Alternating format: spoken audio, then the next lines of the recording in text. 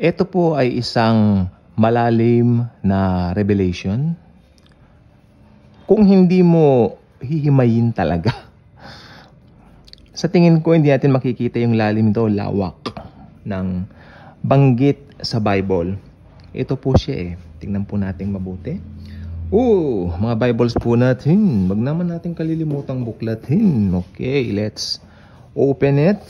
Okay.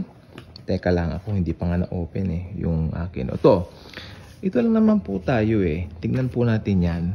Alam po ninyo, hanggat hindi ninyo titignan yung tono o yung pitch, no? Tono ng Panginoong Jesucristo.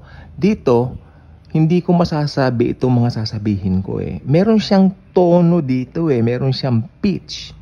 At kung malalim ka nagbabasa ng Bible, doon mo lang makikita kung ano yung tono niya. Halimbawa, ganito. Okay, bigyan po example. Makinig po sana tayong mabuti. May sinabi sa'yo. Ganito ang sinabi sa'yo. Halimbawa, ikaw naman, yabang mo. Di ba? Anong tono yon? Yun. Di ba? Ang tonong yun maganda kasi parang kabiruan mo yung sinasabihan mo. Okay, that's fine. Nagaganyanan po kami ng mga kamag-anak ko, mga pinsan kong close sa akin. Ito naman, napakayabang mo naman. Yun. Galit yun.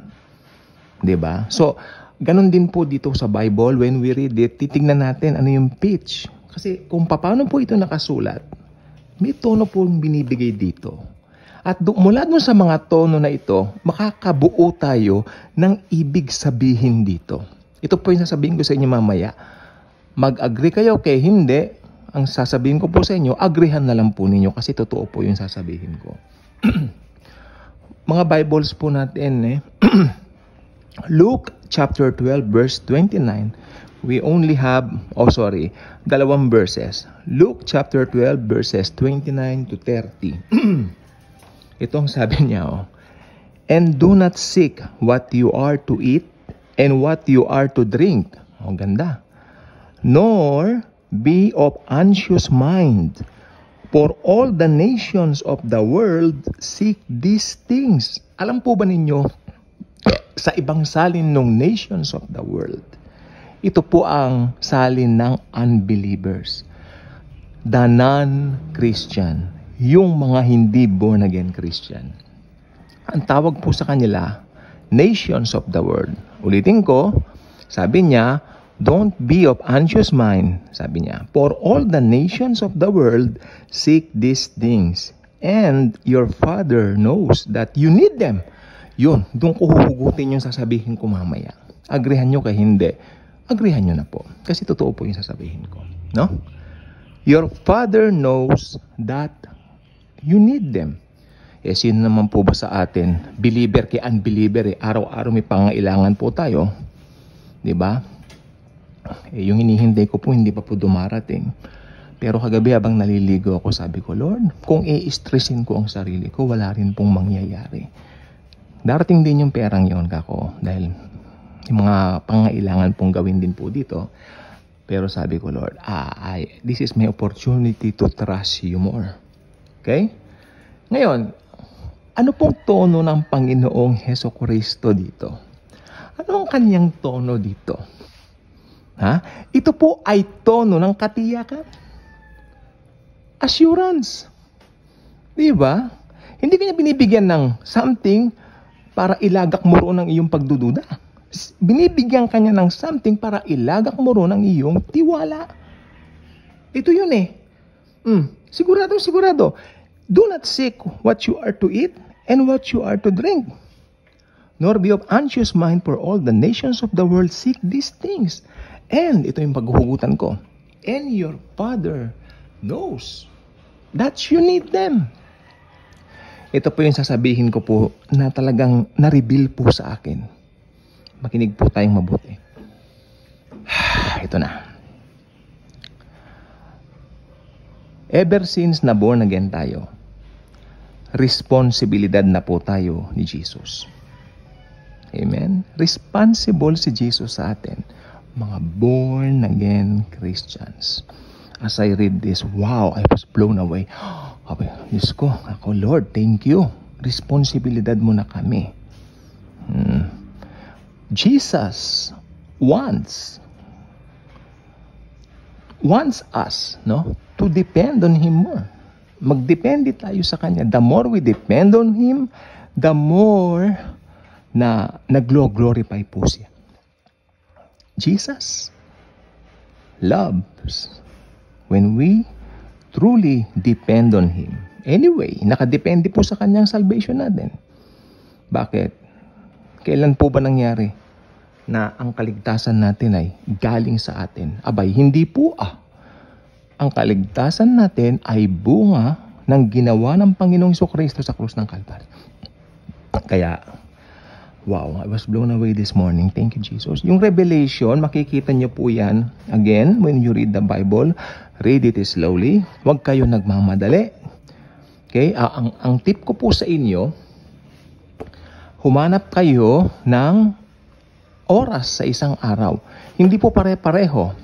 Halimbawa, if you feel like reading the Bible in the morning at medyo maganda ang pakiramdam mo to read it, mas maganda yung magandang pakiramdam mo to read it. Why?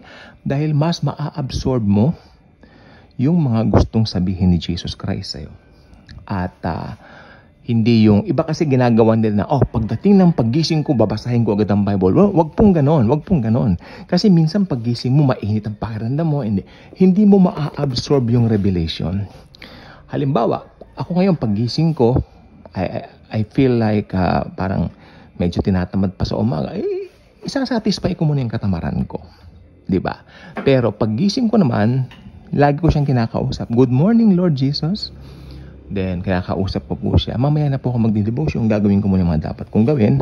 Ganun yun. Pero, sa mga bandang bago magtanghali, medyo free time na. Napuntahan ko na yung mga ahente na kasama ko na natapos na lahat. Doon, medyo nakakahinga na ako ng maluwag. Doon ako nagdi-devotion. Devotion. Getting my Bible o kaya yung cellphone ko, nandun may mga Bible apps doon. Babasahin. Paano ba mag-devotion? Okay. Ang suggestion ko po, sana, if possible, kung posible, read the whole chapter. But if you are someone na nagmamadali dahil may mga gagawin ka pa, read at least 2 to 3 verses. At i-apply mo sa buhay mo. Paano mo i-apply yan? Ask the Holy Spirit to help you. Ang Holy Spirit hindi na po maalis sa atin. Lagi pong nandito. Just invite. Sabi mo sa Kanya, Holy Spirit, I would like to include you dito sa nabasa ko. Ganyan. Gabayan mo ko. Yan.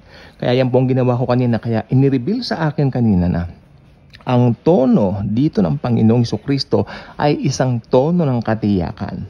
Hindi para pagdudahan, kundi para ilagak doon ng buong puso natin ang ating pananampalataya. Panaligan natin ito. Di ba?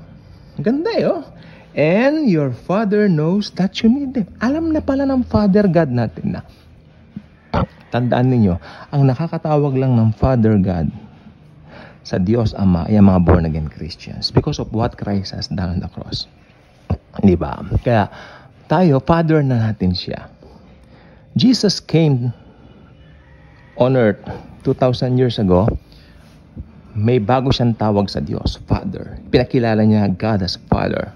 Di ba? So yan. Your Father knows that you need them. Kaya ito po ay tono ng katiyakan. At ang revelation, responsibilidad tayo ni Jesus. Responsible siya sa atin. Kaya, kung ano yung pinoproblema mo, pera ba yan? Siyempre, pera, no? Huwag mo sabihin hindi, pareho tayong pera. Hindi naman problema, pera ang iniisip na. Okay, yan. So, huwag kang mag-alala niya sa pera na yan. Responsibilidad niya ni Jesus. I-bless siya tayo kasi responsible siya sa atin. Ang ganda ng revelation. Talagang kanina sabi ko, Lord, sana laging ganito. Once na may revelation ka kay Jesus, yung araw mo, overflowing, confident ka na. Hindi ito tono na nagbibigay ng duda. Ito ay tono na nagbibigay siya ng katiyakan. Katiyakan na dapat panaligan sapagkat sinalita ng God of Gods na si Lord Jesus Christ. Kaya kung ikaw ay hindi pa nakasubscribe dito, I invite you to do so. Click the notification bell. Share this wonderful video. This video will bring a lot of hope doon sa mga wala pang katiyakan ng kaligtasan. Tanggapin na si Jesus. At kung tinanggap mo na si Jesus, wala kang katiyakan kung magkakapera ka ba, kung mable-bless ka ba. Wow, panaligan mo, magkakapera ka, mga kwarta na marami dahil pagpapalain ka ni Jesus. Ayaw ni Jesus na nahihirapan ang mga born-again Christians. I-bless niya tayo para maging blessing tayo sa iba. Hindi para maging madamot, hindi para maging sakim.